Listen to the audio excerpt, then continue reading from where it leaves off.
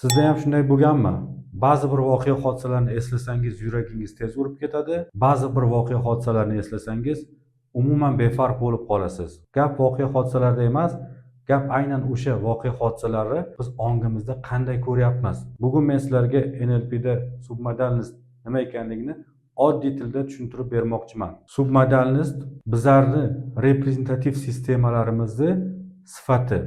Reprezentativ sistema haqida bizlarning video bor kanalimizda. Kimdir ko'rmagan bo'lsa ko'rishi mumkin. Bizlarda 3 ta asosiy reprezentativ sistemamiz mavjud. Vizual reprezentativ sistemamiz, audial reprezentativ sistemamiz va kinestetik reprezentativ sistemamiz. Submodalnost boya aytib o'tganimizdek, aynan o'sha reprezentativ sistemaning sifatlari.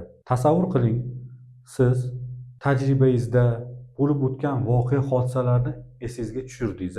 O'sha esga tushirganingizdan keyin o'sha voqea hodisalari siz qanday ko'rasiz? Mana shu submodalnost bo'ladi. 3 ta asosiy submodalnostlarimiz mavjud. Keling, shular bilan tanishib chiqamiz. Birinchi, vizual submodalnostlar qanaqa bo'ladi? Misol uchun, siz ma'lum bir voqea hodisalarni esga tushirganingizda sizda qo'rquv bor.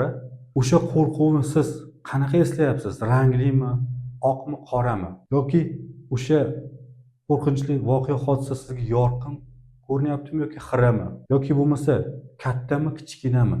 Yoki o'sha voqea eslaganingizda sizga yaqinmi yoki uzoqmi? Audial submodalnostlar qanaqa bo'ladi? Ma'lum bir voqea hodisalarni eslaganimizda bizga qanaqa ovozlar eshitilyapti? Baland-past ovozlar eshitilyaptimi? Tez-sekin ovozlar eshitilyaptimi?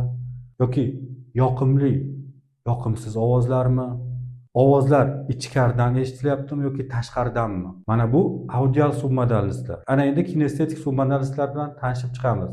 Ma'lum voqea hodisalarni eslaganimizda bizlarda qanaqa hislar kechyapti? Issiq-sovuq hislar bormi bizlarda? Yoki og'ir-yengil hislar bormi? Yoki bosim bormi yoki bo'shliq bormi? Va o'sha bosim, bo'shliq qayerda, tanamizda qayerda joylashgan? Ko'pincha ko'krak qafasida bo'ladi. Bu insonlardagi submodalnost xususiyatlar. Submodalnostlarimiz ro'yxati bundan ko'p bo'ladi, lekin hozir biz qisqacha aynan shular haqida bilganimiz bizga hozirgi bosqichda yetarli. Bu nima uchun kerak? Submodalnostlarni biz agar chuqur o'rganadigan bo'lsak, buni yaxshi tushunib oladigan bo'lsak, bu bizlarning qo'rquvlarimizni yengishda yordam beradi. Boya aytib o'tdim-ku, o'sha qo'rquvni eslaganingizda siz qanaqa tasvirlar ko'ryapsiz? Yorqinmi? Yorqin bo'lsa o'shani biz xira qilishimiz kerak. Qo'rquvni eslaganimizda ko'pincha o'sha voqea hodisalar bizga yaqin joyda joylashgan bo'ladi. Bu ongimizda bo'ladigan narsalar. Agar uni uzoqlashtiradigan bo'lsa, ma'lum miqdorda qo'rquv ham kamayishni boshlaydi. Kommunikatsiyada ham submodalnostlarni bilsak, bizlar boshqa insonlar bilan kommunikativ munosabatimizda ham yaxshilanishda katta yordam beradi. Shunaqa insonlar bo'ladi-ku, bizga yaxshiligi ham yoki yomonligi ham qilmagan. Lekin biz o'sha insonlarni ko'rganimizda qanaqadir biz ular oldida gapira olmaymiz, o'z fikrimizni erkin bildira olmaymiz. Nimaga? Gap o'sha insonda emas, aynan o'sha insonni biz ongimizda qanday tasavvur qilishimizda.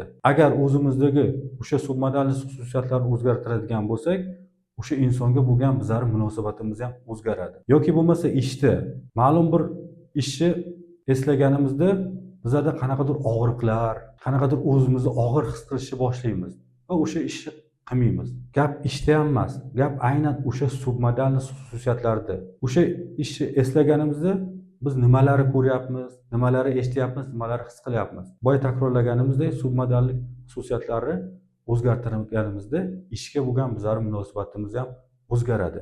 Buni juda ko'p kontekstda qo'llashimiz mumkin, lekin hozircha biladigan narsamiz aynan submodalnostlar bizning reprezentativ sistemalarimizning sifatlari. Video agar sizlarga foydali bo'lsa, like bosasizlar va kanalimizga obuna bo'lishni unutmanglar. Hozircha ma'lumotlarim shulardan iborat. Xayr, sog' salomat bo'linglar.